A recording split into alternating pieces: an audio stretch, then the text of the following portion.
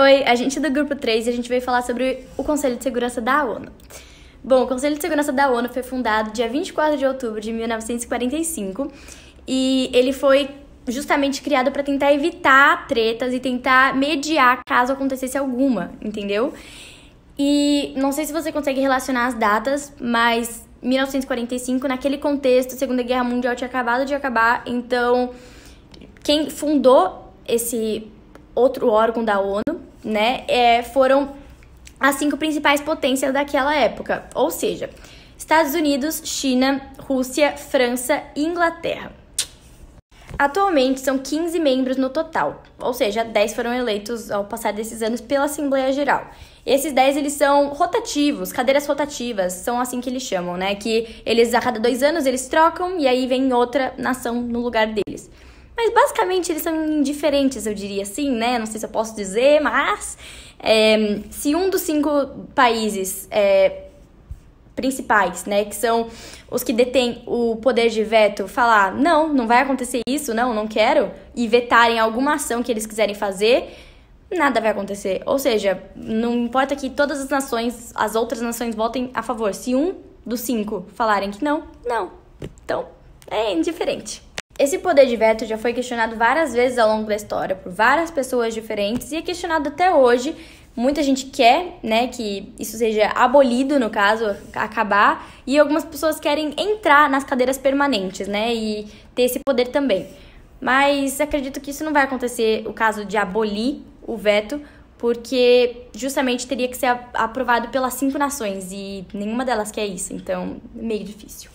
E isso acaba dificultando mais ainda o real propósito, né, do Conselho de Segurança, que era evitar guerras ou então intervir quando tivesse o caso da Guerra da Síria, por exemplo. 8 anos aí, ninguém interviu, ninguém fez nada.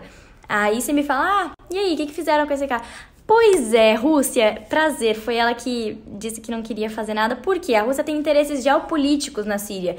Ela passa petróleo, passa gás, entendeu? É um negócio estratégico. Então, para ela não era interessante que as Nações Unidas, né, todo o Conselho de Segurança invadisse, tentasse intervir na guerra da Síria.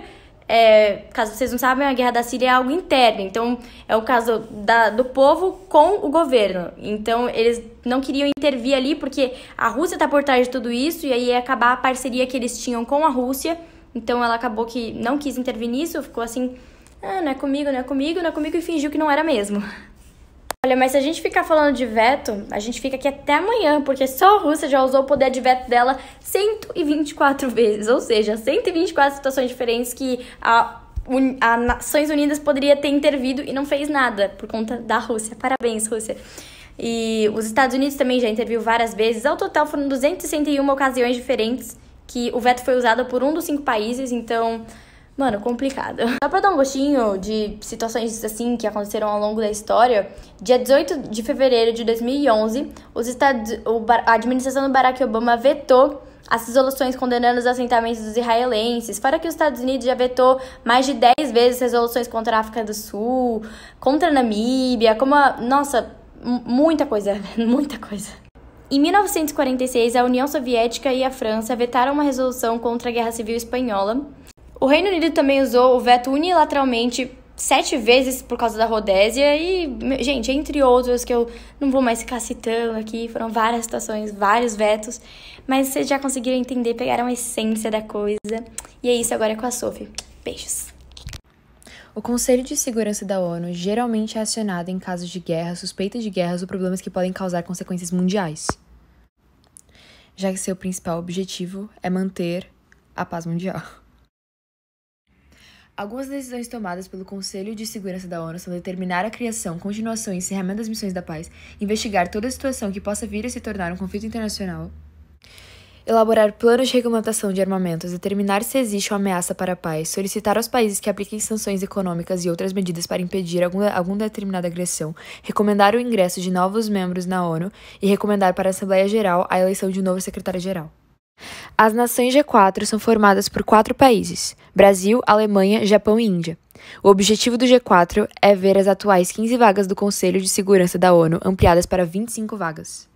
Segundo a proposta, seriam criados 6 novos assentos permanentes no Fórum Internacional, que ficariam com os países do grupo e 2 nações africanas, além de outros 4 assentos não permanentes.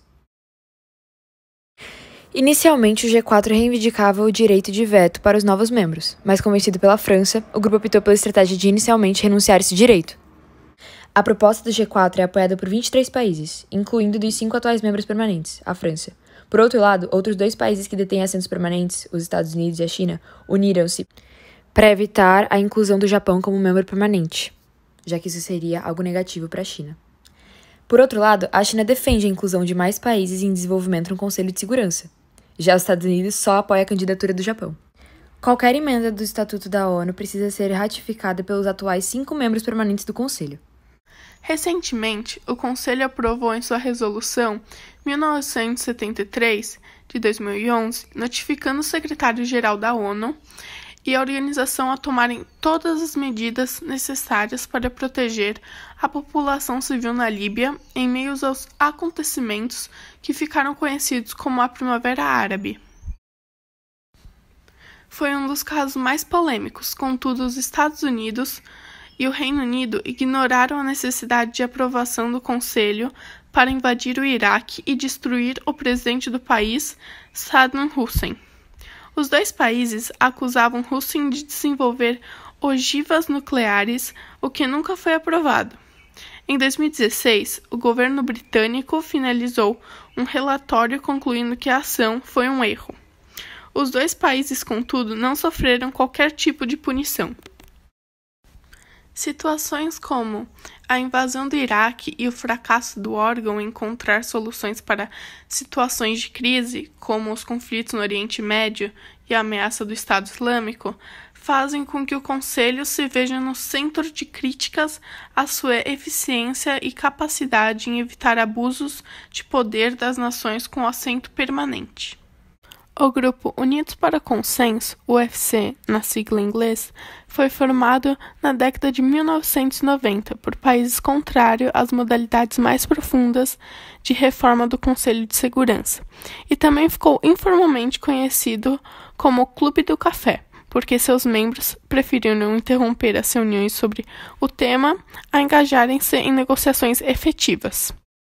Em julho de 2005, o grupo apresentou o projeto da resolução à Assembleia Geral, copatrocinado por Argentina, Canadá, Colômbia, Costa Rica, Espanha, Itália, Malta, México, Paquistão, República da Coreia, San Marino e Turquia, que defende a criação de 10 novos assentos não permanentes, a distribuição dos 20 assentos não permanentes da seguinte forma: 6 para a África, 5 para a Ásia, 2 para a Europa Oriental, 4 para a América Latina e Caribe, 3 para a Europa Ocidental e outros estados.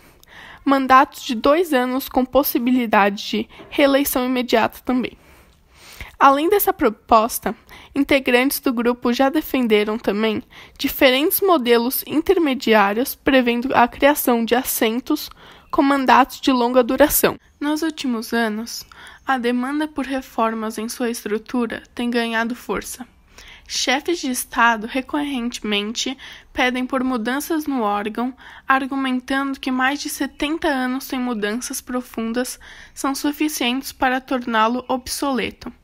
Para a maioria deles, o espaço não reflete mais a ordem geopolítica atual.